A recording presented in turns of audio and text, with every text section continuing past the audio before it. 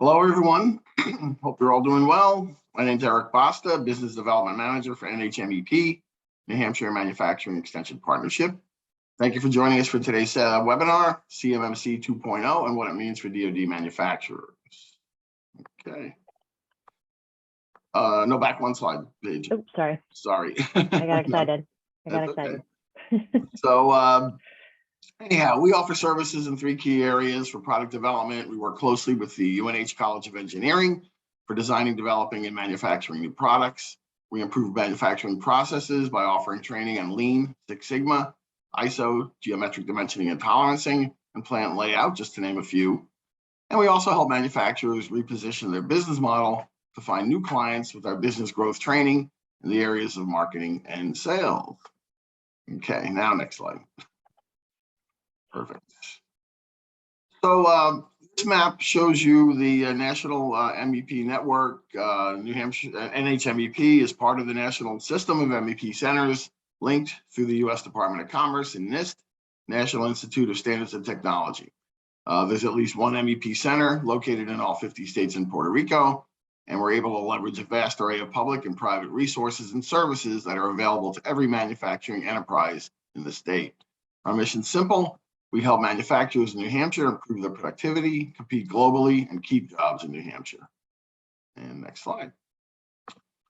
And as you can see, we've worked with over 700 New Hampshire manufacturers and touched over 11,000 New Hampshire employees who've gone through our manufacturing training programs.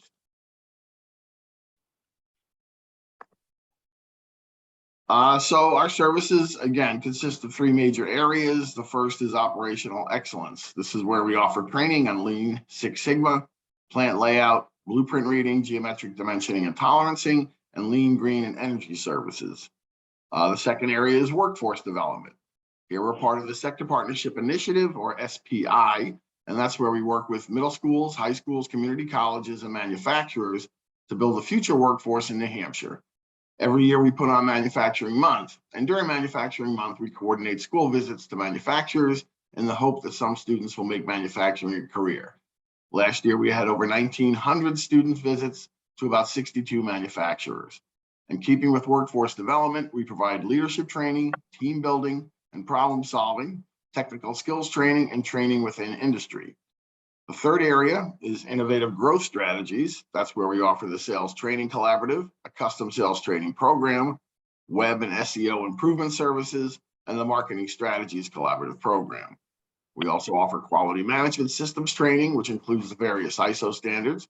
We have food safety training, technology-driven market intelligence, or TDMI, as well as the topic of today's session, CMMC 2.0, for manufacturing contractors and subcontractors who perform work for the U.S. Department of Defense.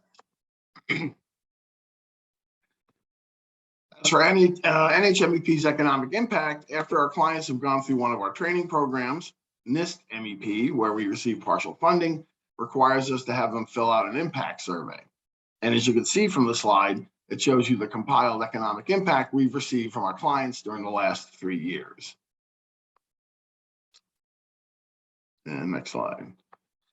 And so we've partnered with Mainstay since 2018 and served over almost 40 clients together. And we continue to move forward, helping New Hampshire manufacturers with various training, and particularly CMMC 2.0.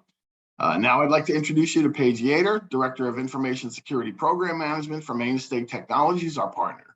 So now I'll turn things over to Paige. Thanks, Eric. You're welcome. Good morning, everybody. My name is Paige. I am the Director of Information Security at Mainstay. I am a registered practitioner with the CMMC AB, which we'll talk a little bit about what those acronyms mean a little bit further on in the presentation. But I'm happy to be here with you. I am looking at the list of attendees, and I see some repeat attenders. So thank you for coming back, and that's a good sign for those of you that are new to this presentation, that people are willing to come back and listen again. So hopefully this will be helpful, and we'll have some good conversation. Certainly use the question and answer section throughout the presentation for any questions that you might have. I'm happy to answer those questions as we go through. No need to wait until the end if you have anything that pops up. So just a quick little bit about Mainstay. So Mainstay is actually an IT and information security organization. We have two distinct teams. We have managed IT that we do. We also have managed information security. We have two offices in New Hampshire, one in Belmont and one in Manchester. And we work with organizations across all different industries of all different sizes, mostly in New Hampshire and northern New England. So it's a little bit about Mainstay.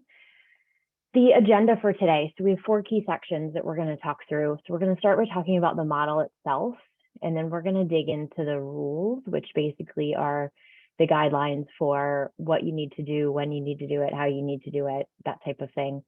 We'll talk about the assessments, what assessments there are, what options there are, how those assessments are configured, how you should be thinking about those assessments, what you should know about those assessments. And then for the last section, we're going to talk about things to consider. This is going to be really focused on kind of what do you do next? What do you do with this information? There's a lot that I'm going to share with you today. It's a lot to take in and think about. And so from a wrap up perspective, we'll just talk a little bit about what you should do after you have completed this session. So as I said, please ask questions as we go through. I'd love to say this is very conversational, but you guys are all muted, so so I'm just going to be talking to myself. So please use the Q&A, and even the chat is fine. I'll keep an eye on the chat as well if you have questions or need anything. Okay, so let's talk about the model. So we'll start with the model itself. So the first thing that we're going to do is we're going to talk about some terms.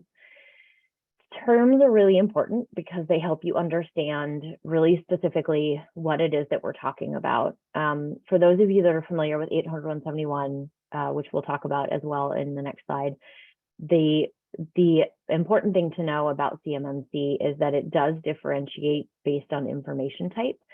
So previously we have, just sort of controlled unclassified information. Yes, so the question, we just had a question pop up, will the slides be made available to us? Yes, we will get you the slides as well as the recording. So no need to furiously write down everything I say. So the model itself is based on the type of information that we're talking about. So we have 2 different types of information. We have federal contract information and then controlled unclassified information. Federal contract information is really just information that's not necessarily public information. It's more specific to actual contract terms, contract agreements, the type of information that's going to be shared back and forth. It's information that is sensitive, but not nearly as sensitive as what's called controlled unclassified information. So controlled unclassified information is basically protected under Executive Order 13526. And I have some links later in the presentation for where you can get some more specific information, but the National Archives essentially has the entire CUI dictionary, if you will. It's the registry of CUI, the information types. Typically what we see for CUI is information that is like schematics, software guides, manuals, drawings, anything like that is typically considered CUI. There's an incredibly broad set of definitions for CUI. So what you have as an organization that is considered CUI will vary organization to organization. And sometimes even project to project, it will vary. So it's important for you as organizations to understand what type of information you have, whether it's federal contract information or controlled unclassified. That will determine actually what level of assessment you'll need to go through. We also have a definition here for plan of action and milestones. So this is an important piece. If you are familiar with Nist 800-171, this is an important piece in terms of how to bridge the gaps between where you currently are and what the requirements are of CMMC. So if you have some gaps, if you have some inconsistencies, if you're not fully compliant, you can leverage a plan of action and milestones to say, this is what we're going to do. This is how we're going to bridge the gap. This is how we're going to make sure that we get from where we are today to fully compliant. So we'll talk a little bit about those later. The next 3 terms are specific to the CMMC AB. So the CMMC accreditation body is an organization that was created in 2020 and has some very specific roles within the AB that are all pieces of the process for becoming certified and going through the CMMC assessment process. So the first acronym we have here is OSC, which is Organization Seeking Certification. So that is all of you, potentially all of you. These are organizations who need to be certified in order to continue to work with the US government or the Department of Defense specifically right now. Certified assessors and certified third-party assessing organizations, so CAs and C3PAOs. These are organizations that are certified by the AB to actually perform assessments up to level 2. So there's level 1, 2, and 3. So CAs and C3PAOs can complete assessments up to level 2. They can provide consulting as well, but they cannot provide consulting and do an assessment. So there's two different pieces here. There's the consulting piece to support you and get you ready to go for your assessment. And then there's the actual assessment piece. So C3PAs can do both pieces independently, but they can't do the same. They can't do both for the same organization. So if you have, a C3PAO work with you to prepare for your audit, then you have to have a different C3PAO actually do your assessment. As an alternative, there are registered practitioners and registered practitioner organizations, so RPs and RPOs. My team and I are RPs, Mainstay is an RPO. We are prepared to provide you consulting and support in preparation for your assessment, but we're not allowed to do assessments. We're not registered at the C3PAO level, and so we can't do assessments. We can consult with you and prepare you for your assessment. So all of those terms are important to know. Like I said, later in the presentation, I've got some additional links for you that will give you some additional resources to leverage, but these are all the key terms. You'll hear these terms as we go through the process of this webinar, but certainly important things to know, specifically the 2 data types, because that will determine how much of this you need to actually implement at your organization. Okay, so timeline. So a couple of things that I wanted to talk about in the timeline. So the first thing that I want to talk about is Nist 800-171. So in Q4 of 2017, which is 5 years ago at this point, all members of the defense industrial base needed to comply with Nist 800-171. This is something that is in every contract as of this moment. The clause specifically is DFARS 252-204-7012, and it says that you will align with Nist 800-171.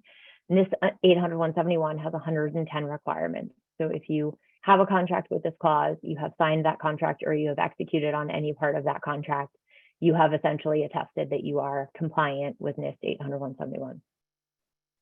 I include that because that's really where this set of requirements started from. So it's really important to understand that this isn't, there's a lot of misinformation out there about CMMC and about how this whole process works and where this came from. And there's a sort of misunderstanding that CMMC is brand new and started in 2020, and that's actually not entirely true. The idea of this sort of security compliance started back in actually 2016 is when CUI was, that executive order was signed, and 2017 is when this should have been enforced or was expected to be enforced for all organizations in the DIB.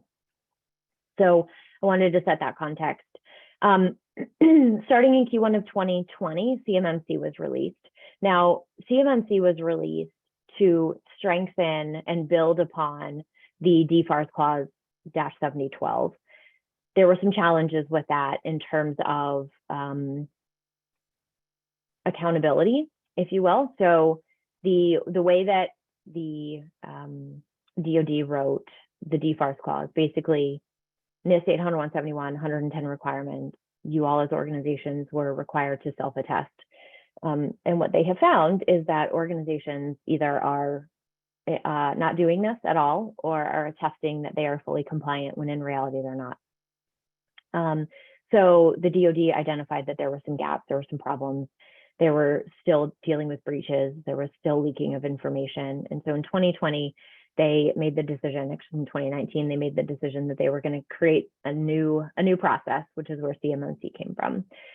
So CMMC 1.0 was released in Q1 of 2020.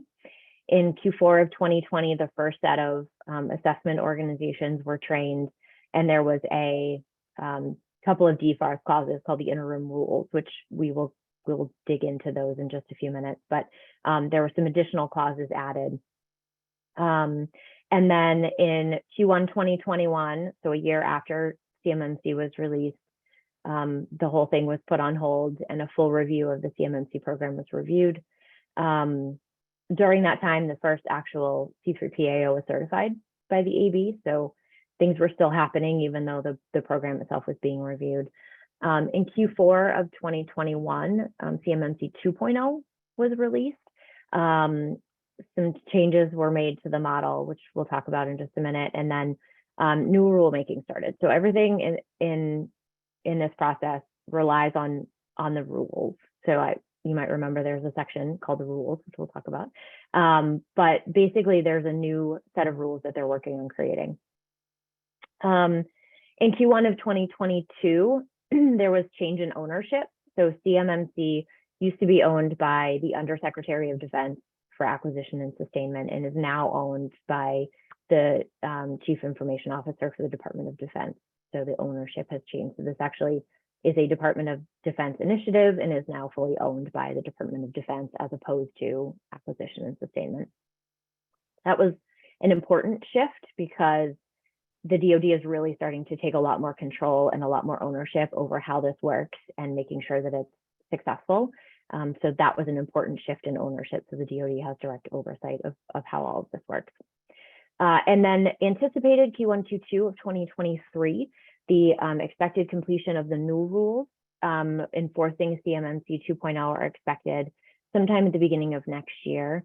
And then as soon as that rule is created and finalized, the introduction of the CMMC requirements should take place within 90 days. So if you are looking overall at timeline, and if your question is, how quickly do I have to care about this?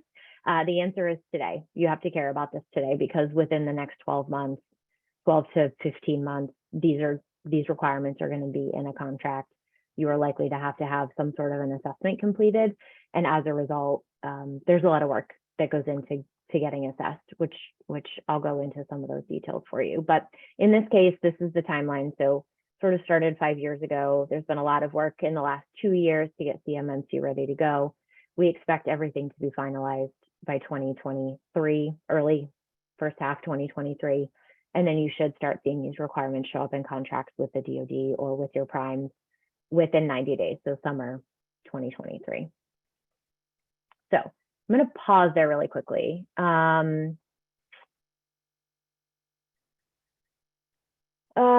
So there's a question about timeline dates based on USG fiscal years or calendar years.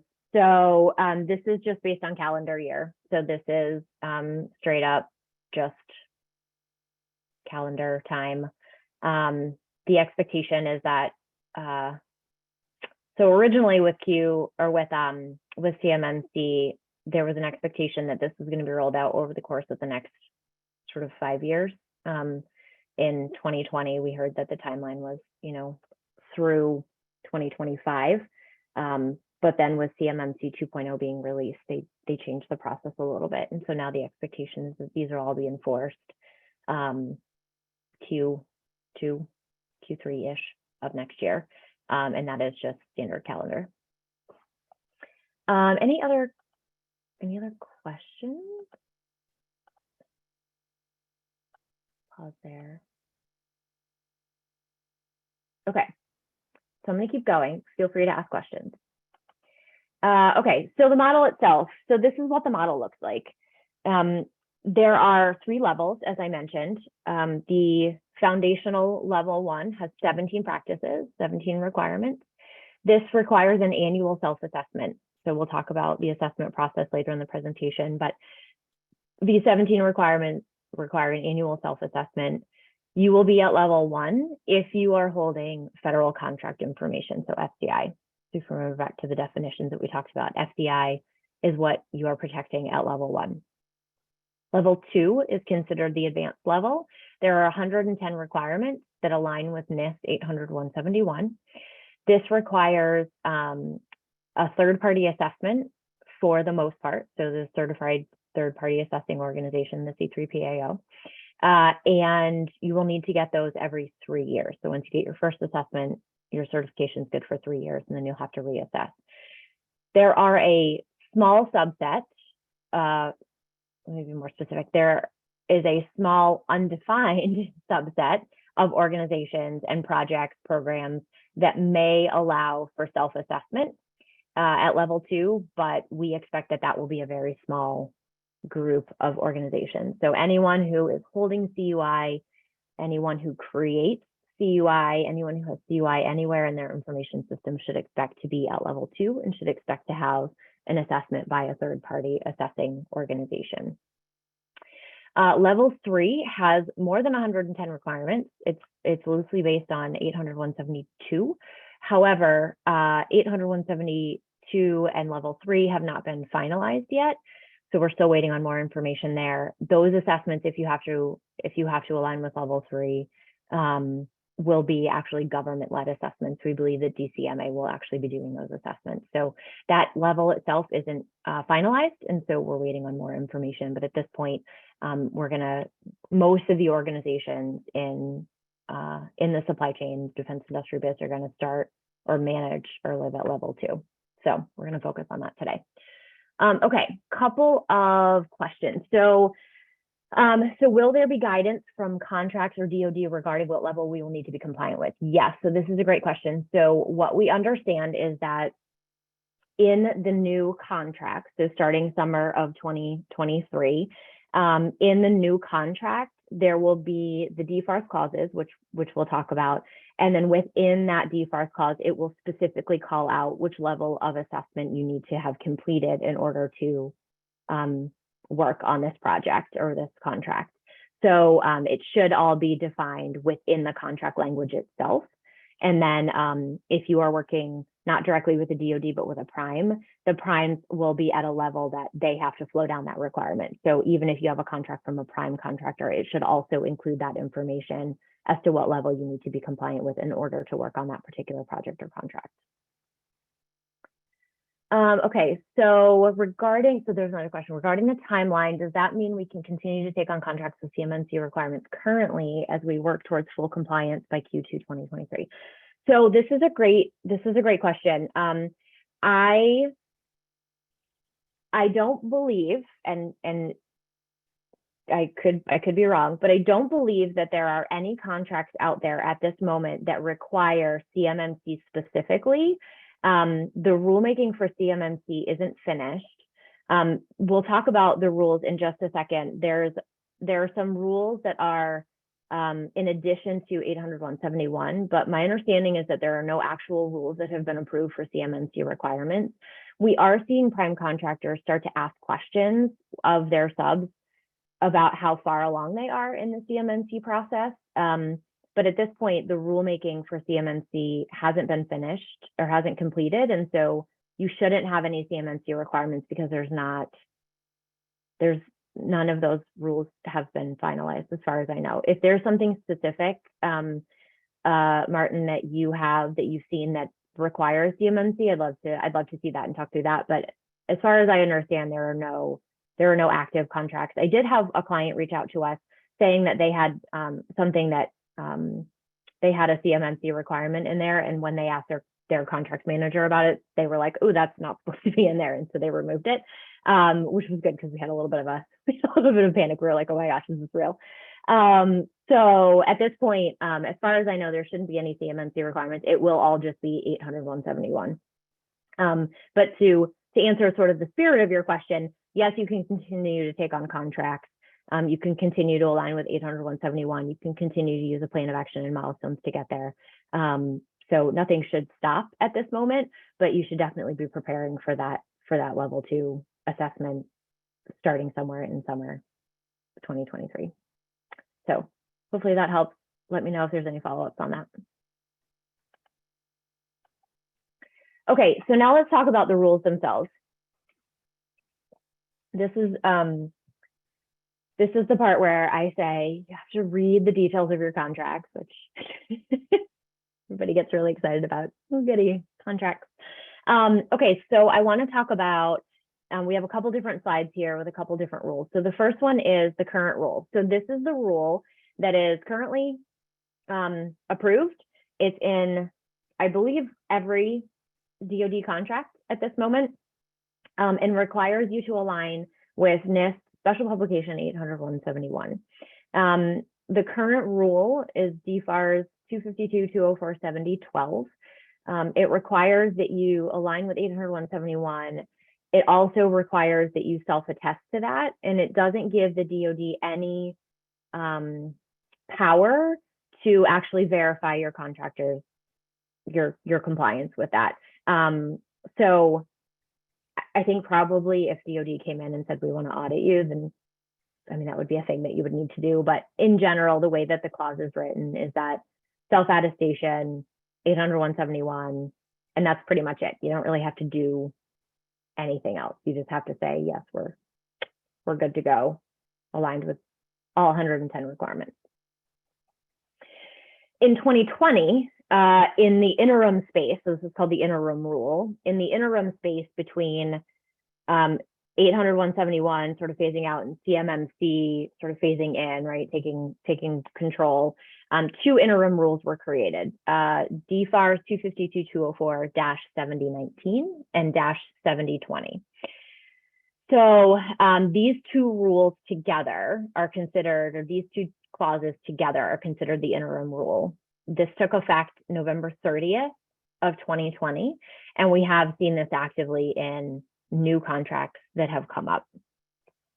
So 2019 adds on to 2012 or 7012 and requires a couple of things. Number one, it requires that you add a score into the SPRS database. SPRS stands for Supplier Performance Risk System, I think.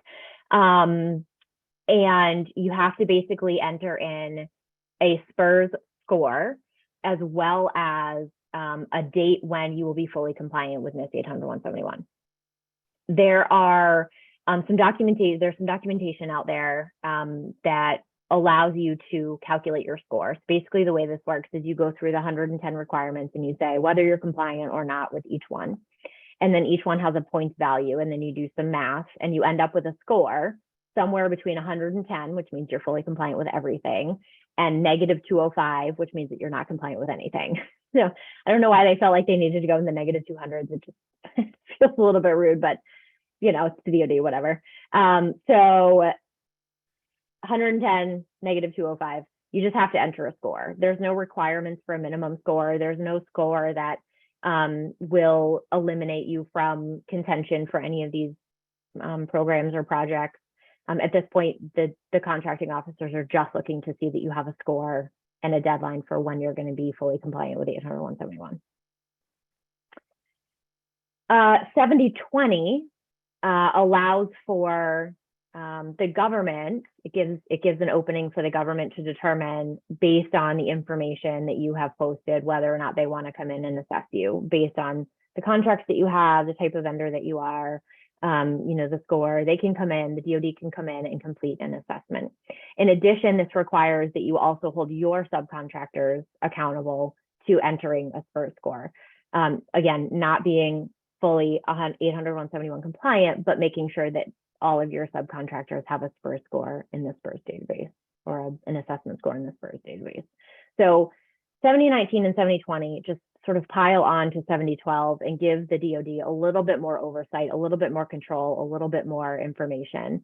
Now, there's a lot of chatter around these SPRS scores, and there's some interesting information out there that I will loosely quote, but in general, what we're seeing is that the vast majority of organizations who are putting their SPRS scores into, or their assessment scores into the SPRS database, are accounting for a full 110 at assessment level, meaning that they are fully compliant with everything. However, the DoD for the DCMA, the DoD assessments that are being done by DCMA are, they're finding that about 25% of the assessments they do, the organizations are fully compliant. So there's some disconnect. I think part of that is because manufacturers aren't specialists in cybersecurity, and the way that the framework is written is a little bit confusing. So I'm hoping that today we will help you understand a little bit more about the framework. We'll get into some of the details. We'll help you understand kind of what the scope of this is, but there's clearly some disconnect there. So that'll be something that, you know, sort of has to naturally work itself out. So 7019 and 7020 together are the interim rule. And then the last rule, which is actually not a rule at all yet. So I put 7021 sort of in gray. Like, not actually sure that's what it's going to be, but that's what we think it's going to be. I'm not really sure. But this is the future rule. This is where rulemaking is in progress. We talked about this. They're in the process of determining whether or not, or what level of CMMC, how they're going to require that, how they're going to determine self-attestation versus C3PAO, et cetera. So more to come on this one, but this is what we're keeping track of right now, with the target of having this completed somewhere in Q1, Q2 of 2023. Okay, so quick question. So is there a tool or document that Nist or SPURS offers to assist in generating a score? Yes, absolutely. So there is actually a self-assessment guide. I'm pretty sure that I have a link to it in this presentation. There's a self-assessment guide that is actually basically a table that says these are all the 110 requirements, and this is what the cost, or this is the cost, this is what the value of that requirement is. And then it gives you the math formula for how to do the math. We actually have we put it into a spreadsheet just because well, in fairness, I have a spreadsheet for just about everything in my life, but we have it in a spreadsheet that allows you to calculate the score pretty quickly. And so as you make changes to it, it will automatically calculate the score. But yeah, there's definitely several tools out there that allow you to figure out what that score is for yourself. Yep, good question. Okay. All right, any other questions on rulemaking? I'm gonna pause there for just a second. Any other questions on the clauses? I would definitely encourage you to go back and look at the contracts that you have in place and see what you've got. If you have anything that's come through since that interim rule was written, you're gonna wanna pay attention to those. And if you haven't already filled out your SPURS score, that's definitely on your list of things to do. You're going to want to make sure that you get that in the SPURS database as soon as possible.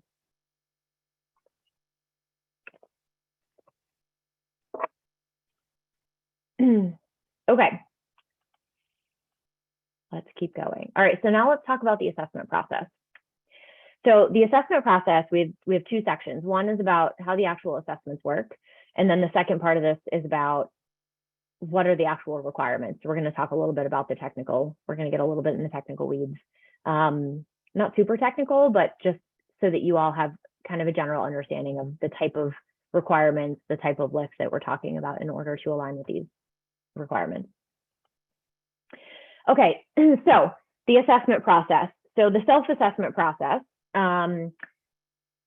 is the lighter lift here. This is level 1. Potentially some sections of level 2, right? Remember we talked about there's sort of an undefined group of level 2 that may be allowed to self-assess. But basically the self-assessment process includes, first of all, determining the CMMC assessment scope. So you're going to want to do this for both level 1 and level 2.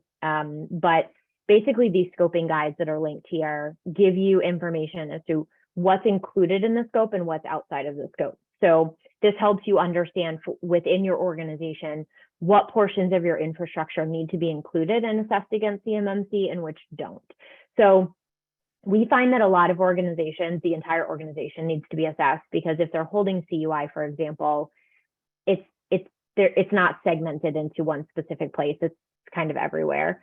And so as an organization, every device that they have, every application, every piece of machinery could potentially be holding CUI. And so it's a fairly broad scope. There are, however, organizations who have successfully been able to differentiate their business. I have one organization that I work with that has a commercial side and then a government side. And so the CMMC requirements, they have to be at level 2 because they have CUI, but they only have to apply those protections to the government side of the house, which in some ways makes it easier, in some ways makes it a little bit more complicated. But in general, it just means that their scope of application is a little bit smaller, which in some cases will reduce your cost. It might reduce your effort, and just make it a little bit easier to control and manage. So it's really important to understand the scope and what's in and what's out of scope when it comes to CMMC specifically. So those scoping guides are really helpful. Remember, level 1 is just federal contract information. Level 2 includes controlled unclassified information. And then there's actually a very specific requirement for an SSP, which is a system security plan, that calls out how that system security plan and how those assets and that scope should be documented. So those are good things to know. And the good news about scoping guides is that they're super short. They're like 6 and 10 pages long, which is short. So then the next piece is to complete the self-assessment documentation. So again, the levels based on your contract. We have a level 1 assessment guide and a level 2 assessment guide. Definitely self-assessment for level 1, level 2, maybe. You want to make sure that you put your self-assessed score into the SPRS database. So level 1, you'll need to enter the score and expected date of full compliance. So super easy. My understanding is we don't actually have access to SPRS because we're not a vendor, but my understanding is that it's actually harder to get into the SPRS database than it is to actually put the score in there. So hopefully if you can get past that part, you get into the database and you should be all set. And then should you have the option to do a self-assessment in level 2, not only will you need to enter your score and the full date of compliance, but there's an actual executive confirmation that you'll have to fill out. It's like a form that you'll have to fill out where one of your senior executives will have to say, yes, we attest that we are comfortable with this, that we've done everything that we're supposed to, and that the score is accurate. And then remember, we talked about the plan of action and milestones. So the plan of action and milestones is just a list of items that will be projects or tasks that you need to complete, things that you need to implement in order to get you from where you are currently to fully compliant with the Nist 800-171 requirements. One thing that we are hearing is that items with a score of 5 on the self-assessment documentation. So when I was just talking about the calculation of the documentation, some of the requirements have a score or a value of 3 or 5. Anything that's a 5, we're hearing that cannot be on a plan of action and milestones. Those have to be fully implemented. That's not definitive yet. That's sort of just what we're hearing in the wild. Whether or not that's true or not is to be determined, and that will be finalized as part of the rulemaking process, we believe. So more to come on that, but that's just a good thing to sort of mentally prepare yourself for. If you go through any of this process, if you go through a gap analysis, if you go through a self-assessment, and you have several of those things that are 5, you want to make sure that you understand that those are the higher priority things that need to be addressed more quickly. All right, so the C3PAO assessment process. So OSCs, right, organizations seeking certification, engage an RPO and or a C3PAO to prepare for the assessment. Now, you don't have to leverage an RPO. You don't have to leverage the C3PAO to prepare for an assessment. The only thing that you have to do is you have to use the C3PAO to actually complete the assessment process. If you want to prepare for this completely on your own, that is completely acceptable. There's no requirement that you use any sort of consulting help or an RPO or a C3PO to prepare you. So just to be super clear on that. Assessments are going to include a certified assessor gathering evidence and compliance from 3 separate categories. So what we understand is that there are 3 separate categories: an interview, an examination, and testing. And for every requirement, there's going to be 2 of those 3 things required. And we're going to need at least 2 pieces of evidence per practice. So if we have 110 requirements, we need a minimum of 2 pieces of evidence for each of those requirements demonstrating that those are in place and enforced. So we're talking about 220 pieces of evidence that we're going to need to gather and prepare to show an assessor as part of this process. What we understand to be true today is that for areas of remediation provided by the certified assessor or items included in the POAM, the organization has 180 days to remediate those, and then a reassessment will be completed. Again, this isn't finalized because the rulemaking isn't finalized, but we believe that that is the current state of things. Once assessment work is finalized, the C3PAO will make a recommendation to the AB. they will say, this is what we believe about this organization. This is what we found. We believe that they should or should not be certified. Hopefully the recommendation is that they should be certified if you've gone through all of this work and effort. And then the CMMC will review and actually award the certification if they agree with the C3PAO's assessment. So we're expecting that process to take, depending on how much remediation time you need, that process is going to take somewhere between 3 and 9 months. So it could be a lengthy process. So again, as we're working our way backwards in our timeline, if we expect to have these requirements in place for summer of 2023, and it could take us between 6 and 9 months to actually get the assessment completed, right? Now we're already looking at Q3 of this year. How close are we to being ready to start that assessment process, and what does that timeline look like for us?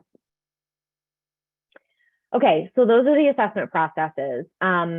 The next section is we're going to talk about each of the different levels. We're going to focus on level 1 and level 2 because level 3 is not yet finalized.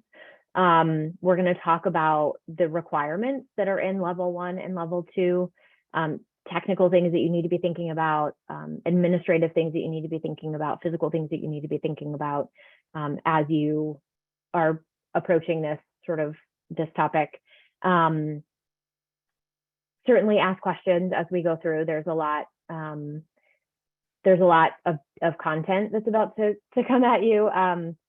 There's a lot of different ways to resolve these issues. So there's not sort of like one answer for how to address these. And I will say that, and this is just like a super small soapbox that I'm just going to get on. If someone tells you that there is a one-stop shop, if there is somebody who is pitching you an application that can solve all of your CMMC problems and get you CMMC certified and compliant, it's false. It's just that's not how it works. There's no silver bullet for this. There are a lot of things that you need to think about, and so I want to make sure that over the next section of this presentation that you're really understanding that you as an organization, there are a lot of pieces to this, and this is an entire organization effort. This is something that the whole organization needs to be thinking about and preparing for. It's not just one person, one application that can solve this challenge for you. So I just want to be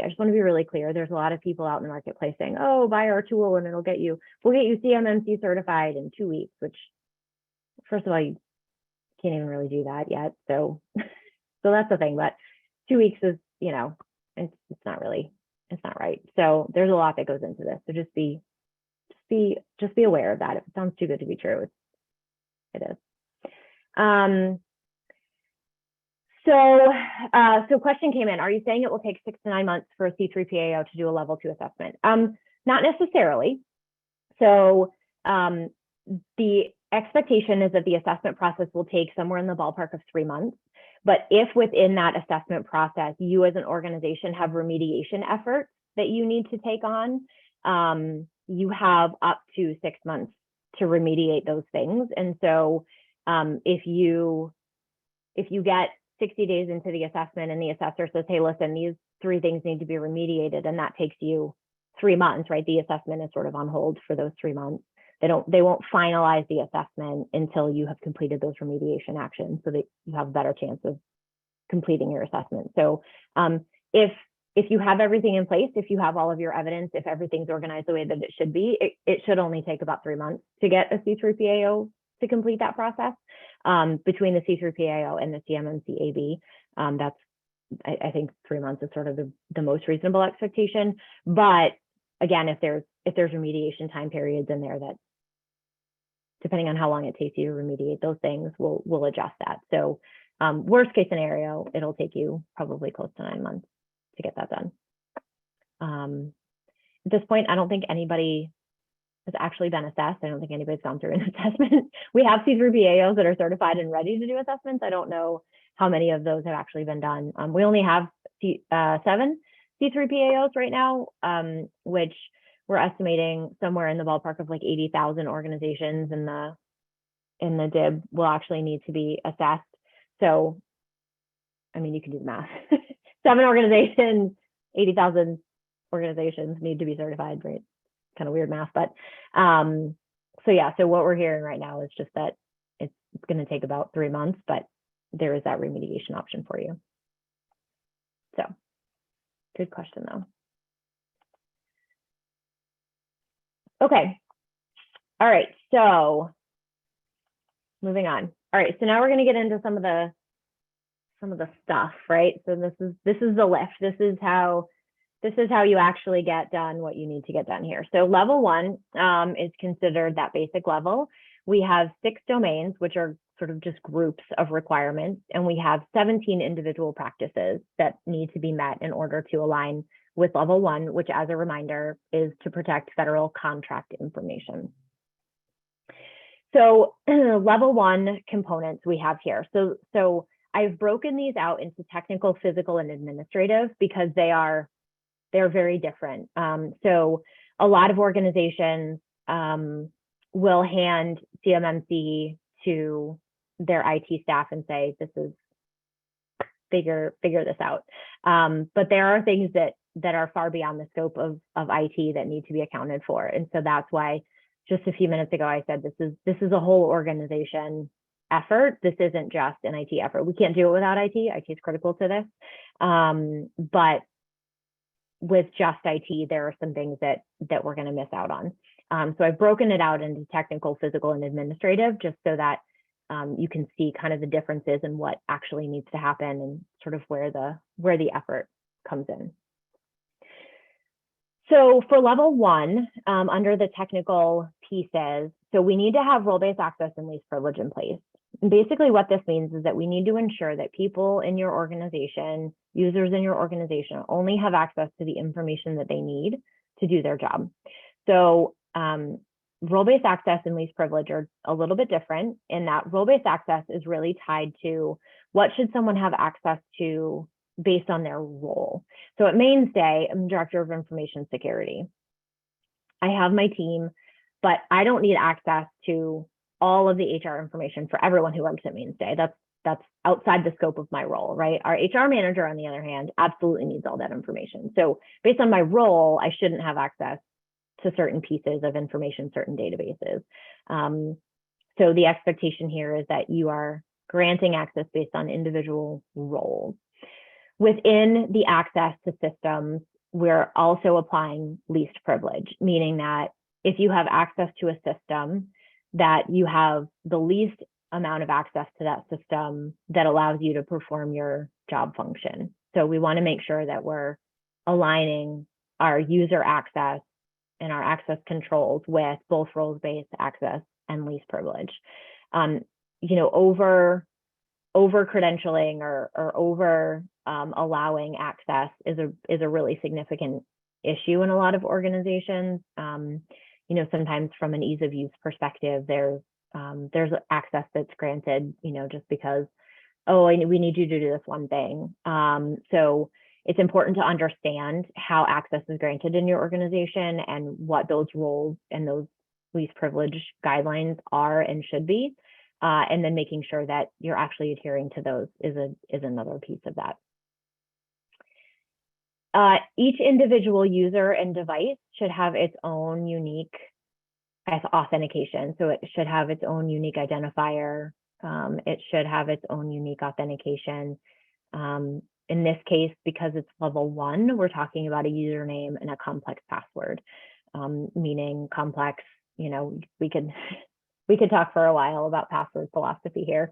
But the longer your password is, the less likely it is to get compromised. We recommend targeting 12 to 14 character passwords. And I'm sure somebody on the call just rolled their eyes at me and was like, absolutely not, which is fair. But we recommend 12 to 14 character passwords, but we also don't require that those passwords get changed very regularly unless they get compromised. The longer and stronger you make your passwords, the less likely they are to get compromised, the more time it takes. If you get up to 14 character passwords, it takes like decades to crack your password, which is great. But oftentimes we're able to trade that off with, hey, we won't make you change your password every 90 days if you have a 14 character password. And so, from a staff and culture perspective, usually people are like, wait a minute, I'll totally do 14 if I never have to change it, right? So we have that sort of limitation, we have that sort of negotiation that we get into. But that's something to think about how you're actually accessing. And we're also talking about devices, network access, as well as applications. So make sure you're thinking about all your applications as well. Level 1 does require network segmentation, which specifically includes a DMZ, or a demilitarized zone, for public-facing services. So what this means is that if you have any public-facing services, like a website, a client portal, if you have any sort of document share, that type of thing, anything that's public-facing on your network needs to be segmented completely from the rest of your internal network, things that aren't public facing. So you need to make sure that from an IT perspective, your network is configured correctly to separate those two things, and that you have documentation in place that demonstrates what that DMZ, what's inside and what's outside, and how that's segmented. We need media sanitization, which means that we need a process in place for how we clear data off devices. This also will include removable media, laptops, tablets, phones, any sort of device where data is stored. We need to make sure that we have a clear and consistent process for making sure that that media is sanitized prior to either reuse or recycling or whatever. We need to have centrally managed antivirus and anti-malware. This is a pretty basic requirement, and hopefully all of your organizations already have this in place, but it's really important to make sure that we have that centrally managed AV and anti-malware, and that we can monitor alerts with that there are notifications in place that are indicating, hey, something weird is going on, this scan came back with something, this needs to be updated, this device isn't up to speed, whatever. So we want to make sure we have that in place. And then that aligns with patch management as well. We want to make sure that we're keeping all of our devices up to date. We want to make sure that we're updating operating systems, that we are managing patches for both devices as well as applications. So we want to make sure that we're keeping track of the newest versions and updating. Patch management is usually an area where we run into some trouble, specifically in the manufacturing space, because there are some devices that you can't update. If anyone out there has a CNC machine or some sort of test equipment that's tied to a Windows XP computer that you can't update it, otherwise the whole thing will die, and then you'll have a $4 million paperweight. So we understand that there are some challenges there. So from a patch management perspective, we want to make sure that we're patching and managing everything that we can, and then we'll pull back to the network segmentation. If there are devices that we cannot update that are security risks, we'll want to look at potentially segmenting those from the network as well. So some things to talk about and think about there as an organization, but it's important to make sure that we're doing all of these things to the best extent possible. From a physical perspective, level 1 has several requirements, including making sure that we're managing physical access controls, that we're monitoring who is in the facility and who's accessing the facility, and then visitor management, that we know who's in the building, how long they were in the building, whether or not they were escorted, what they were doing there, what company they're with, et cetera. So there are requirements in making sure that the physical facility is really protected, and that we understand who has access to what, not only once somebody gets in the facility, but when they're in the facility, what do they have access to, right? So if I came to visit your organization and you let me in the front door and we were having a meeting, we were in the conference room, but I had the ability to go and sort of free reign walk around your organization, would I have access to get into your server room? Would I have access to get into your file room? Would I have access to get into the HR office or the finance office? Right? What would I have access to if I was actually let in the front door? So understanding how visitors are managed, what they have access to, et cetera. And then the last piece here is administrative. So we need to have acceptable use guidelines. This means that we need to have this documented, and all of our employees need to sign off on those requirements so that they understand what's expected of them and what their responsibility is when it comes to protecting your information system. And then we also have to have a network boundary diagram. So going back to the scoping document that we were talking about, the network boundary diagram will actually show the overall network boundary, but then also separately could potentially show a security boundary if your security boundary is different than or smaller than your network boundary. So you want to have some documentation there. There's some question whether or not we actually need data flows at level 1. We definitely need them at level 2, but if you have data flow diagrams, that might be a good thing to have, even if you're at level 1, just to make sure that you have sort of clear documentation as to where the federal contract information, how it comes in, how you store it, who has access to it, and how you destroy it when you're done with it. So that's level 1, 17 requirements, mostly sort of basic cybersecurity requirements, but again, a blend of technical, physical, and administrative. So quick question came in about any recommendations for centrally managed AV patch management tools. I don't. There's actually a lot of really good ones out there. I would recommend looking at a variety of different options. I would look at things that are that matriculate from countries that are on the safe list, if that makes sense. There's some recommendations. You could go to the FedRAMP marketplace. There may be some recommendations out there. But in general, really what you're looking for is an AV tool that you can manage centrally, that gives you alerts, that allows you to run scans, and that the definitions are automatically updated. So you don't want to have to manually update the virus definitions.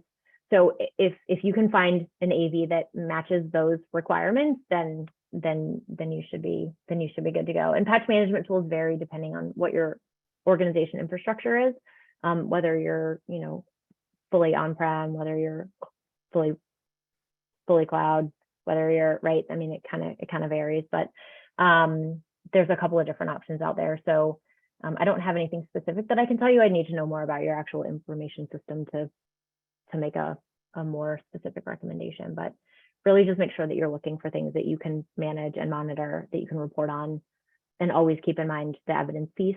You're going to have to provide evidence of what you have and what you are using it for. So that's another thing to think about as you're in the market.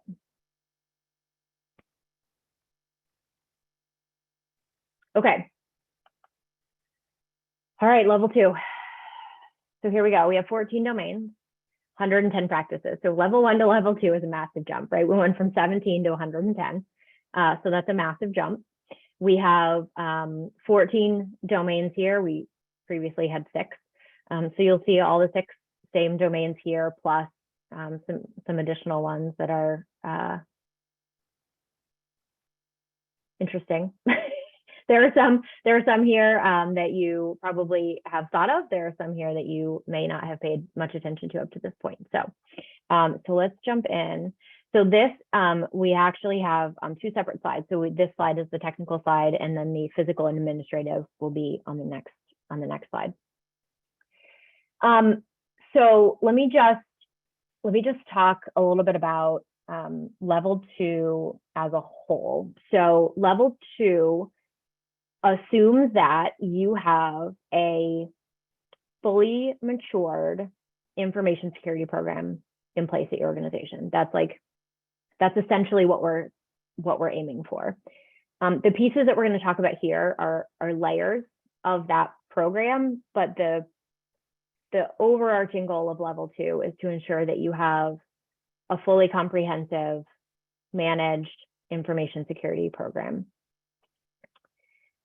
When you are building out an information security program, you need to have layers.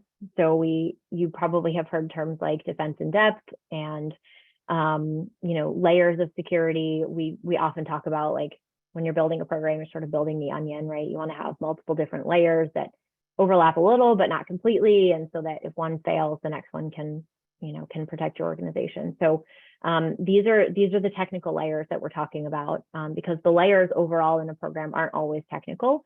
But these are the technical layers that we're talking about. These are all requirements. These are all things that you have to have in place in order to successfully align with the requirements of level 2. We've obviously grouped them into smaller sections. Each of these ties back to one or more of the individual 110 requirements. So the first thing is multi-factor authentication. This is across devices, remote access, and applications. So this is basically multi-factor authentication everywhere. This includes network access, meaning that you have to have authentication for everyone, multi-factor authentication whenever you access the network. You have to have it for remote access. So whether or not you're using a VPN or a remote desktop, you have to have that multi-factor authentication in place there. You need to have that in place for any administrative privileges. So if you are doing system maintenance or management, you need to have multi-factor in that when you're logging in for that purpose. And then applications, if you have cloud-based applications, any critical applications that you're logging into, you want to make sure that you have access or that you have multi-factor authentication on that access as well. So this is typically a multi-piece implementation. So if you have like Office 365, for example, you can implement multi-factor authentication there without any major issue.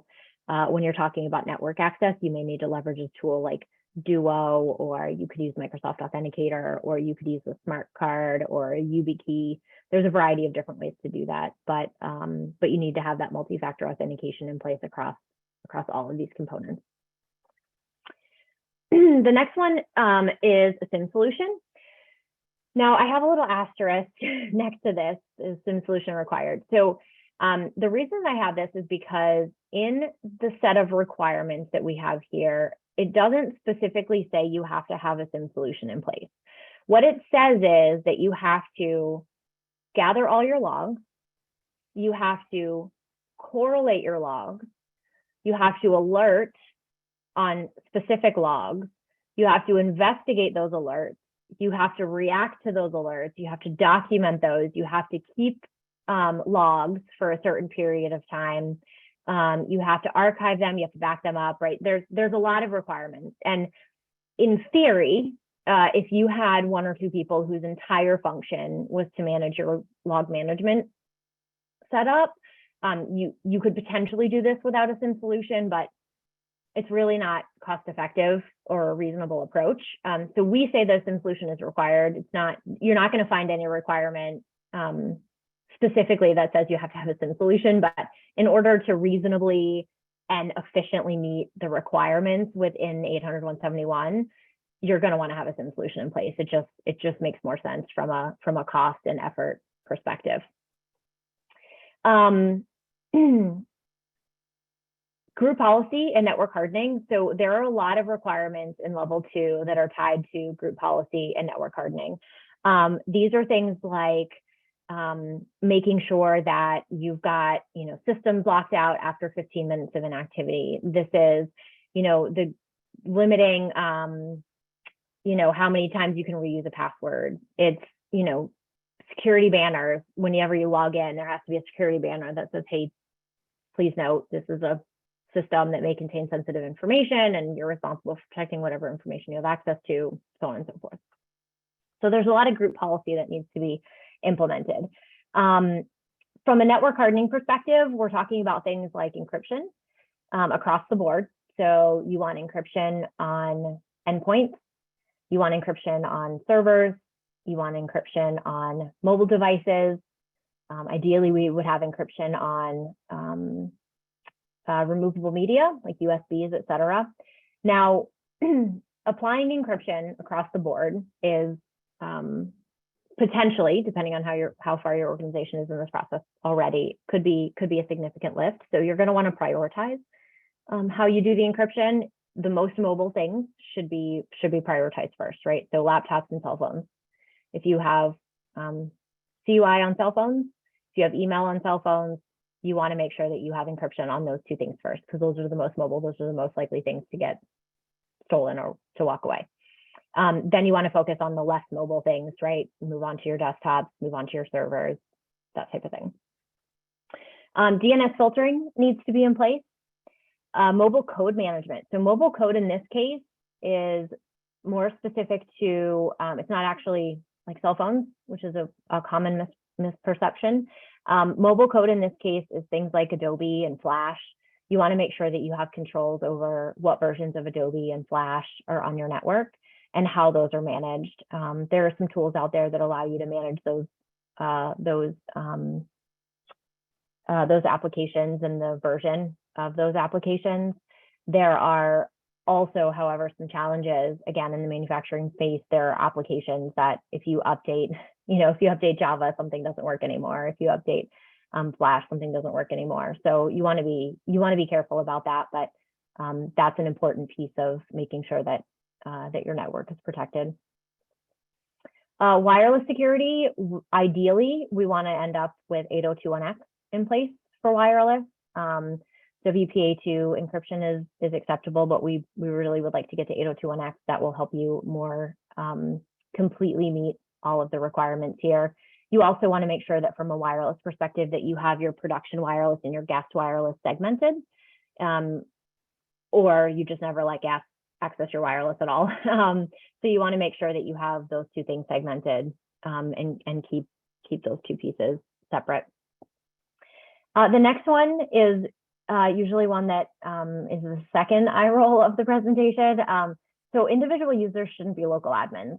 Now, I know as I say that, that there are at least probably 2 or 3 of you thinking, well, we can't possibly take that away from certain people in our organization. And I get it. Same thing at Mainstay. We have certain people who need to be local admins based on their job function.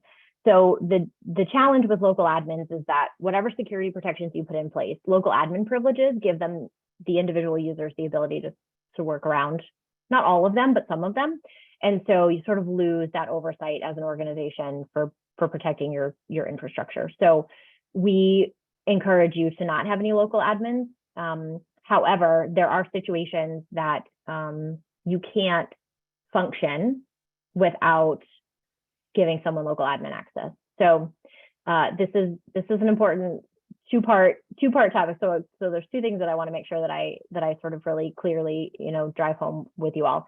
The first one is that the goal of this is not to make your life difficult. It's not to prevent you from being successful or prevent you from being effective. You need to find, and it's possible, trust me, it's possible to find a balance between how do we secure the organization and align with the compliance as much as possible, but also ensure that we can continue to function, right? There's no interest in putting any of you out of business because the security layers are so onerous that you can't continue to function or be profitable. So you need to find that balance, right? You need to understand as an organization, how can you strike that balance? What does that look like? So for local admins, Mainstay is a great example. We have individual users who are local admins. I am not a local admin on my computer. I'm not downloading things. I'm not installing things. I'm not troubleshooting things. However, our security engineers absolutely need to be local admins. And so the way that we have this broken out is that those of us that don't need to be local admins don't have local admins, right? Remember way back just a few minutes ago, we talked about role-based access. So this is a form of that. So those of us that don't need local admin are not given local admin, but those of us that do need local admin are actually given 2 sets of credentials. So they have a standard set of credentials and a local admin set of credentials. So when they need to be a local admin, they can be a local admin. When they are not needing to be a local admin, they can use standard. So, and then we have reporting around that and the usage of that. So those are what we call compensatory controls, meaning that we can't meet the requirement directly, but we can meet it with some compensatory effort. We can meet it as directly as possible, but then also make sure that we have some supplemental support around it so that we can report on it, monitor it, protect it as much as we possibly can. So that's a big one. The next piece is a Fips firewall. You need to have a Fips validated firewall, and you need to have IDS, which is intrusion detection, and IPS, which is intrusion prevention, configured on the firewall. So you can go to, there's a Nist, I don't actually even know where it lives, I just have the link, but I think it's in the appendix of this presentation, but you can go and look and see which firewalls are on the Fips validated list. We're using Fips 140-2 right now, and you can see whether or not your firewall is on that list. And if not, whenever you get ready to replace your firewall, just pick one that's on that list. Okay, so Brian has a question. How do you recommend businesses manage personal mobile device access to CUI in email, SharePoint, et cetera? So it's a great question. So typically what we recommend is that you implement a mobile device management solution. So Mainstay uses Microsoft Intune, just because we use Microsoft in a variety of ways, right? So we recommend some sort of mobile device application, mobile device management tool. The goal of that, right, going back to Eric's question about, specific tools, there are several different tools out there that you could choose from. What you're looking for specifically to manage CUI is that, number one, it containerizes the information that is work-related versus personal, and it gives you the ability to wipe that information remotely. So my cell phone is my personal phone, but I have Microsoft Intune on it. So all of my Mainstay stuff is in a container. And basically it's just like a digital, like a virtual container, that all of my Mainstay stuff goes into that container. So the Outlook app, SharePoint, I have OneNote, I have OneDrive, right? All of those are inside that container. And what that gives Mainstay the ability to do is enforce the protection of the information in the container. I can't move that information out of the container. So I can't copy information from SharePoint, for example, into my notes section on my personal phone, because SharePoint is in the container and Notes is outside of the container. So it sort of protects and contains that information.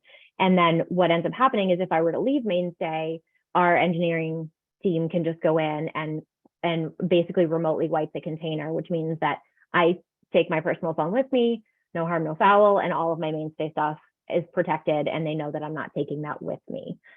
So it's a pretty clean divide, and that's typically what we recommend. From an end user perspective, it doesn't really, I don't really notice any difference.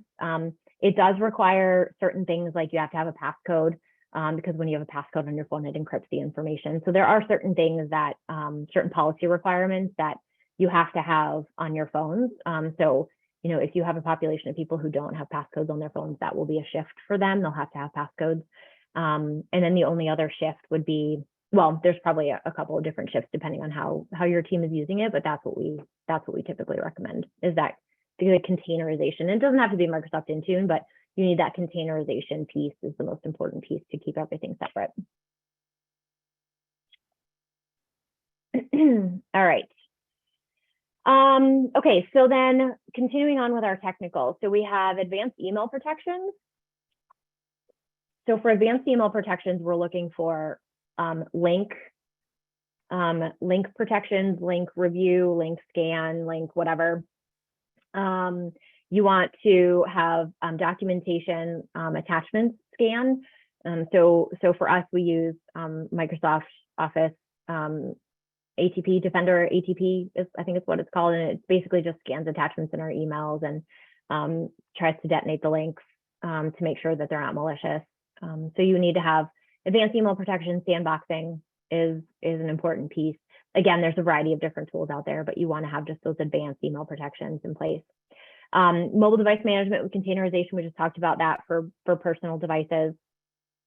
And the personal devices, that could include both cell phones as well as tablets. We want to try to avoid individuals using personally owned laptops. We want to sort of the BYOD, we want to try to stay away from, because again, just like with local admins, we want to try to avoid users accessing our system with devices that we don't have any control or are monitoring. If people want you to monitor their personal devices, I guess that's a decision that you'll have to make as an organization. But in general, we recommend staying away from BYOD if possible.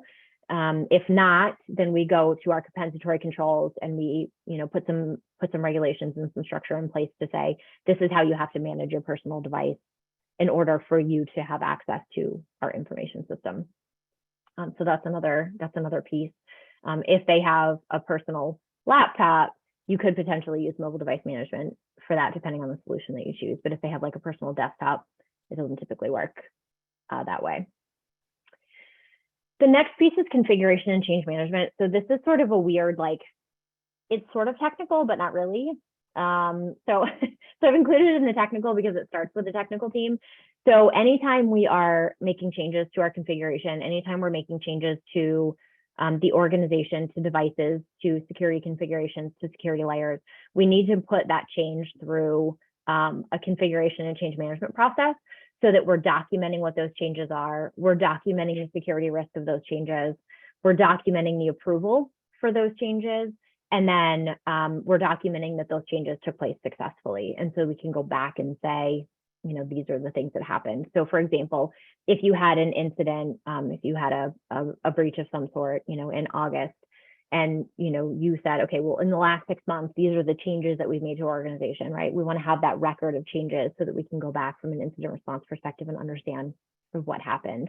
But from an overarching 800-171 CMMC perspective, we need to have that change management process in place, which requires review, approval, assessment of the change, and then confirmation of completion.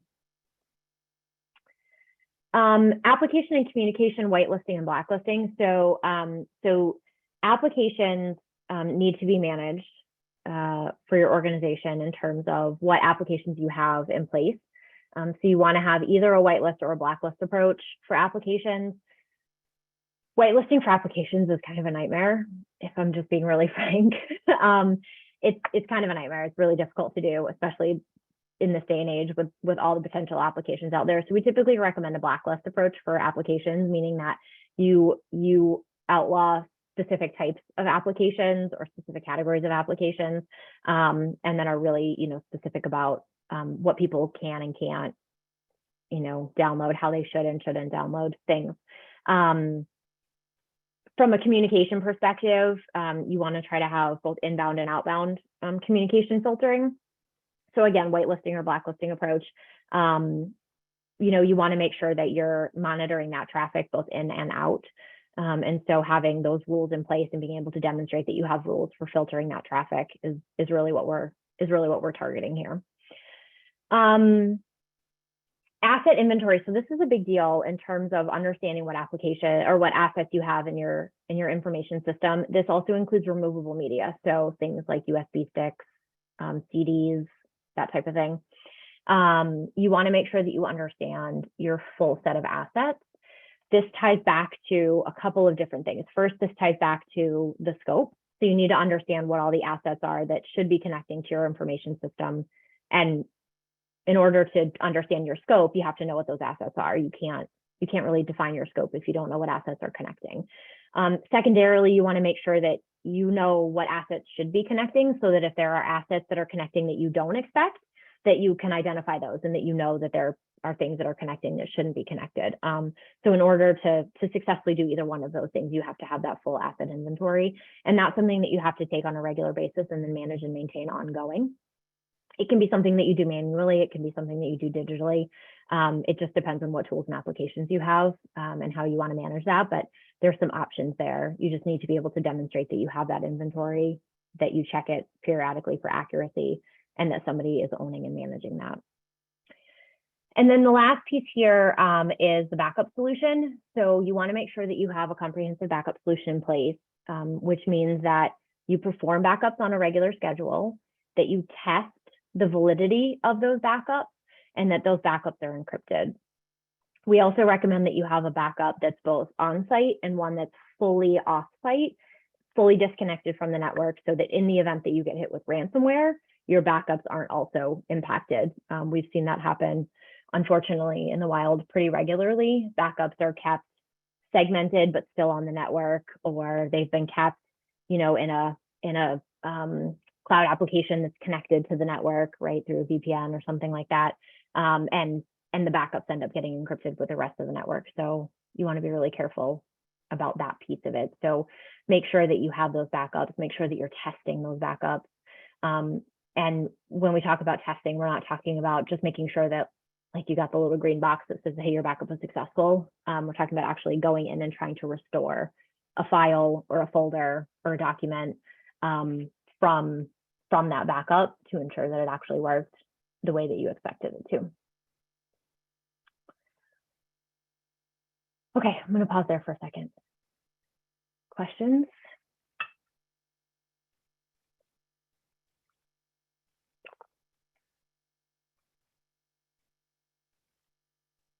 Okay, I'll keep going, but you can still ask questions. Okay, so the next part, remember, we're still level 2, right? So we had technical, physical, and administrative. So from a physical perspective, in addition to what we've got with level 1, we've added on some additional physical data protections in terms of limiting access to the facility, managing access to physical data, keeping track of logs, making sure that we have key management in place.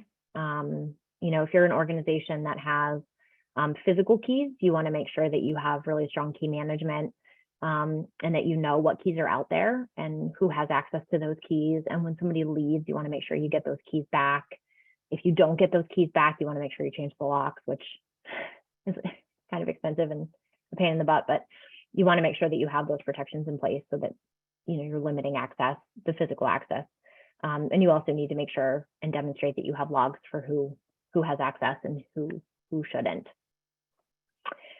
Okay, so for level 2, our administrative requirements take a significant upturn. There are some steep requirements when it comes to the administrative oversight, but remember at the very beginning of level 2, I said what we're looking for here is a comprehensive information security program, right? It's a managed, monitored information security program. So the administrative piece here is required in order to actually complete that program.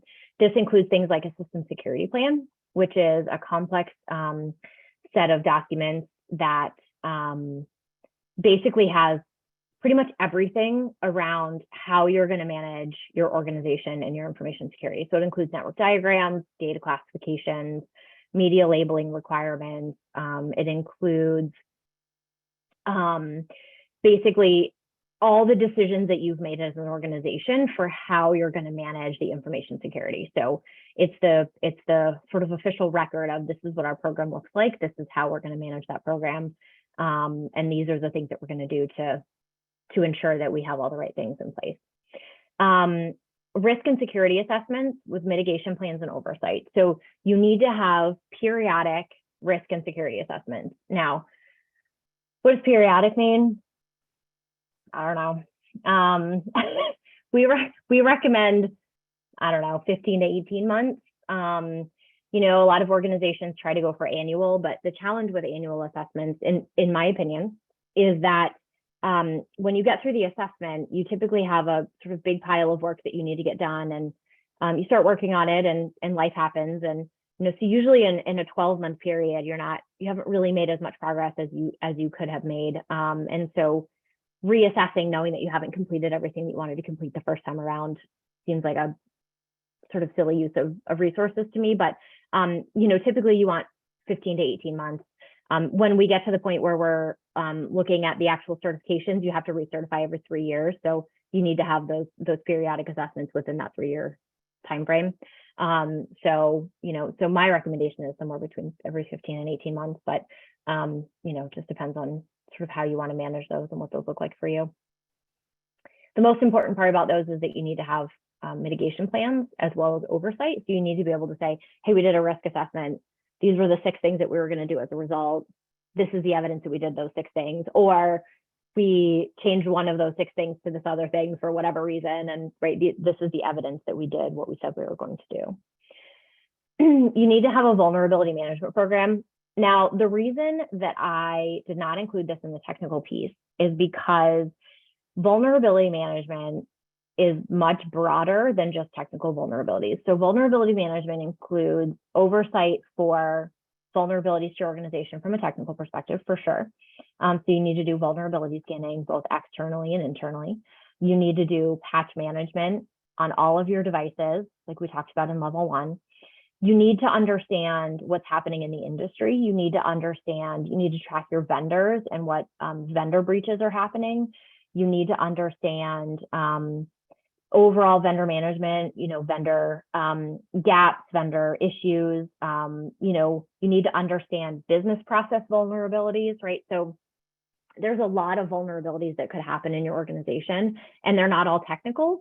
So while the technical vulnerabilities are really important, you need to have a broader program that's looking at vulnerabilities across your entire information system and organization. And so I include that part of as part of the administrative piece, because it's broader than just the technical. So make sure that you're thinking about vulnerabilities across the board, in terms of what are your physical vulnerabilities? What are your business process vulnerabilities? What are your technical vulnerabilities, right? Overarching, what are your vendor vulnerabilities? What are your external connections? That type of thing.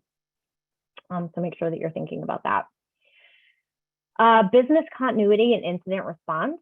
So this is a really big deal. We want to make sure that we have both business continuity and incident response.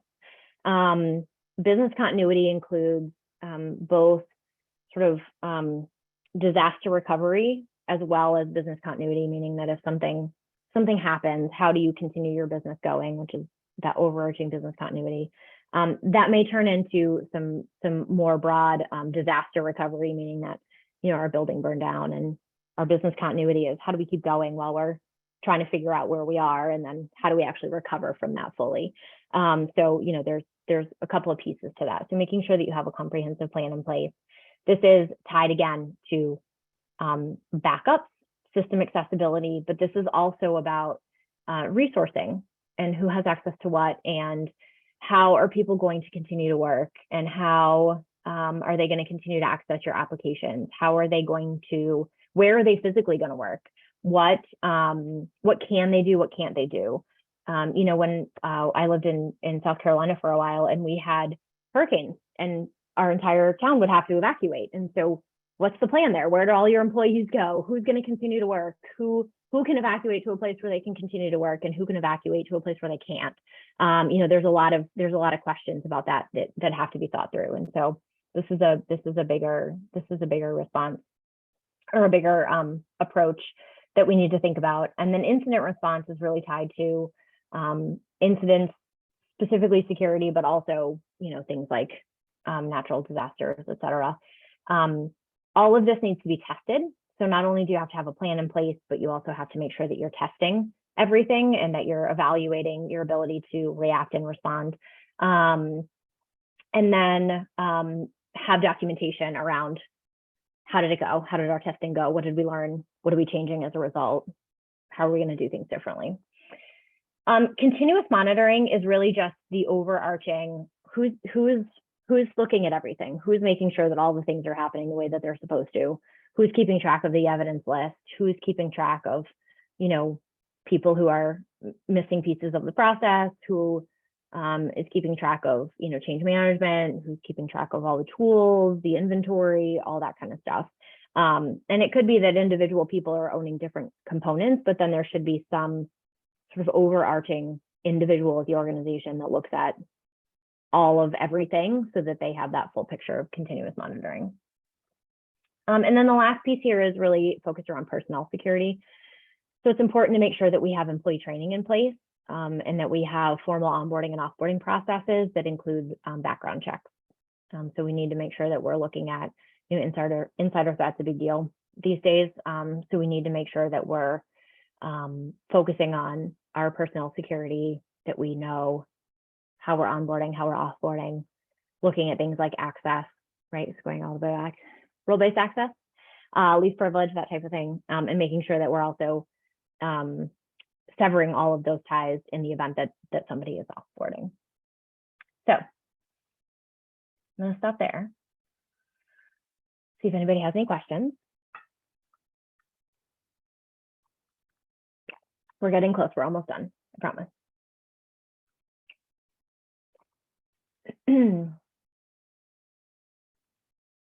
Okay, so the next thing is what do we do next? What do we do? What do we do with all this information? So the first thing you want to do is evaluate where you are today. Really quick, hold on. Can't type and talk at the same time. So you want to evaluate where you are today. A lot of these things on this slide we have already talked about. So you've heard all these things come out of my mouth, but think about where you are today. Think about what you have, what you know, what you don't know. Sometimes what you don't know is really more important than what you do know. Understanding, what don't I have access to, or what don't I have the answers to? If you think about all the things that we've talked about today, and do you know what your patching approach is? Do you know what policies you have in place? Do you know if your employees are getting trained? Do you know how physical security is being monitored? If I were to come into your organization and you let me in the front door, what would I have access to? What could I do while I was there? Would anybody know what I was doing? Are there cameras? Are there physical protections? Right, that type of thing. What type of data do you have? Right, I mean, this feels like a really simple question, but when you sit down and think about it, organizations have so much data. They have a lot of data that they don't even think about. And every once in a while we talk to clients and they're like, oh yeah, we don't have any of that physical, whatever. And then somebody says, well, we have those filing cabinets in the basement, right? Got paper CUI all the way back to like 1971. So you have to think about all those things. You have to think about sort of what data you have, where it lives, how you're managing it, that type of thing. So start asking yourself some of these questions, start thinking about where you are. And then the next piece is to actually really go in and do an assessment. So you can do a self-assessment. You can have someone like Mainstay do an assessment for you or with you. There's a lot of organizations out there that can help with this, but you want to make sure that you go through an assessment. Now, when you go through an assessment, what you want to do is you want to look at each of the individual pieces, right? So there's 110 requirements, which feels tedious and terrible, but sometimes it's tedious and terrible, but you have to go through it. You have to understand where you are against each one of these things. Because remember, you're going to have to provide evidence for each one of them. So if you make the effort to go through an 800-171 assessment, just use the self-assessment documentation, walk yourself through it. Any questions that you don't know the answer to, try to research, see what you can find out. You can definitely use somebody like Mainstay. Like I said, we're here to help and walk you through this. This is what we do pretty much on the daily. And then think about, okay, what is my next step? What are the gaps? You want to create a plan of action and milestones. Things to think about. The plan of action and milestones is going to require people resource. It's going to require technical resource. It's going to require financial resource. It's going to require business ownership, leadership buy-in. So some of the things that we're talking about aren't necessarily going to be just like turn on this tool, add this tool, sign these people up for this training, right? Some of these things can be fairly low cost of entry, low point of entry, easy to do. Other of these things are going to take a lot of work to implement, and there's a lot of interconnectivity. So you want to be thoughtful about that approach. You want to be thoughtful about how you're managing this, and then as part of that process, you want to be thinking about what your SPUR score is, and you want to enter that in. And you need the plan of action and milestones first, because you need to sort of estimate when you think you're going to be ready to go. So there's some of that to think about as well. So self-assessment, or have somebody else do an assessment for you, go through the plan of action and milestones, and then enter your SPUR score. So the next slide is a little bit about how we can help. And I want to actually, I'm going to go back just really quick. So I have a question from Carl, and then Zanagi is on the phone from NHMEP. So I'm going to make him a presenter and give him the opportunity to jump in just a second. So Carl, what type of background checks are recommended? So really, I think we're just looking for criminal. You can go as far as you want, but typically we don't necessarily need the financial. If it's something that you can do within the scope of whoever does your background checks for you, I think it's probably okay. Financial usually plays in when we think we have an insider threat situation, because usually financial motivation is something to consider when you're looking at insider threat. But in general, we just want to make sure that we're looking at that criminal background check. And then the next question is, where did you say you could go to see if your firewall or other equipment is CMMC compliant. So yeah, so there's a, I will get that link and I will share that out in just a second, but there's a Fips validated list. There's a, that Nist keeps, it's Fips 140-2. I can make sure that I'll share that out. Criminal background checks just be for people that are accessing FBI or CUI. So yeah, so it's a good question. So this goes back to the scoping question. So if you are able to say specifically that there are certain people who are never going to access FBI or CUI, then yeah, you could work around that background check requirement, that personal security requirement. The question is whether or not you have people that you can affirmatively say will never have access to that data in your organization. And if you're really confident in your access controls and your role-based access and your least privilege, then yeah, then you can definitely list those people or those roles as outside the scope of your CMMC assessment. So yeah, you can definitely do that. Okay, so how can we help? So I've already talked a little bit about this. I am going to, Zanagi, I'm going to make you a panelist. So you should be a panelist now, Zanagi, and you should be able to turn on your video and audio.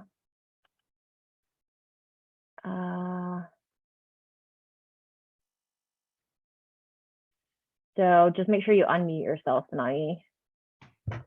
There you go. Hi. Good morning, everyone. Hi, Paige. How are you? Good. How are you? I am good. You We're having lots of fun over here. You didn't scare everybody, did you? I hope not. I hope not. I know you always want to cover as much as you can, so everybody gets everything that they need. And if they have any questions in the future, they will call you or call Eric for follow-up questions, and we're there to help them as much as we can. Yes. Speaking of help, so I just want to let everybody know, thanks. First of all, thanks for joining us today. It's a big crowd, I understand. How many, Eric? How many we have in the crowd? Oh, over 20 at least, maybe 25. Amazing companies, great. We are getting a grant to help, not a big grant, but it is a grant nonetheless. That will kick off on July 1st, which is our the start of our fiscal year. And this grant, like we did, like the other grants that we had in the past, will cover the first phase. As you all know, and I'm sure Paige has already talked about this, there's phase 1 and phase 2. So it will cover the first phase. Eric will be glad to walk you in more details through the 2 phases, as he did for quite a few companies we have worked with already.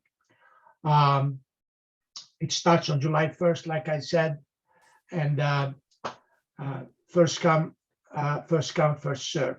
So I know it's going to go very, very fast. For those of you that are interested, please let Eric know right away, as if you have, or hopefully you'll have enough time to make a decision to go forward with the project or not. The other thing that I would like to add is that we're planning to have maybe a session aside from the project itself and the service itself. We're maybe thinking of having a session just to have you and have others, especially others that have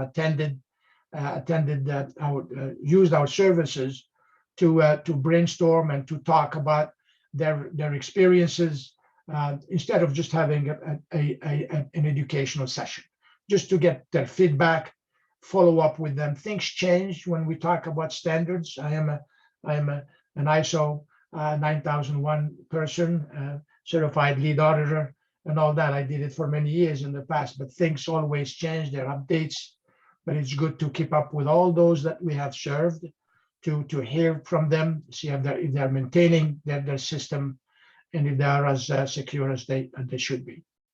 So that's all I have to share with you. Thanks very much, and please connect with Paige or Eric if you have any other questions. And have a good day, everyone. Thank you, Paige. Thanks, Eric. Thanks, Anagi. Okay, so you're all set, Paige? You got anything else? Or? Yep. So the only other thing that I just had was in this presentation, there is an appendix with some additional resources. I just want to make sure everybody knew this was out there. One of the really good things about CMMC specifically is that they went through and revamped all the documentation from what we had from 871. And the new documentation is like far and away, way better. It's really actually fairly well done and easy to read. So definitely leverage these links and definitely leverage the documentation. And then certainly, you know, Eric and I are here and happy to help however we can. So if anybody has any other questions, please shoot those in now. I think, Eric, you had a couple things you wanted to touch on. Yeah, well, basically, I was going to conclude the meeting. But yes, there is an evaluation I had sent. There's a link to the evaluation in the reminder. Reminders I've been sending.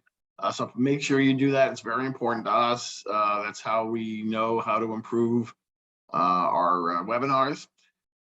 So I will send that out one more time to everybody. And so, yeah, like I say, make sure you do that. And, you know, we contract with Mainstay. They're our partners to work with our clients on CMMC 2.0 compliance. I'm going to follow up with all of you, you know, fairly soon, probably starting next week. But you can reach out to me, 603-724-0802. It's up on the screen. But also Eric B at nhmep.org, and make sure it's .org.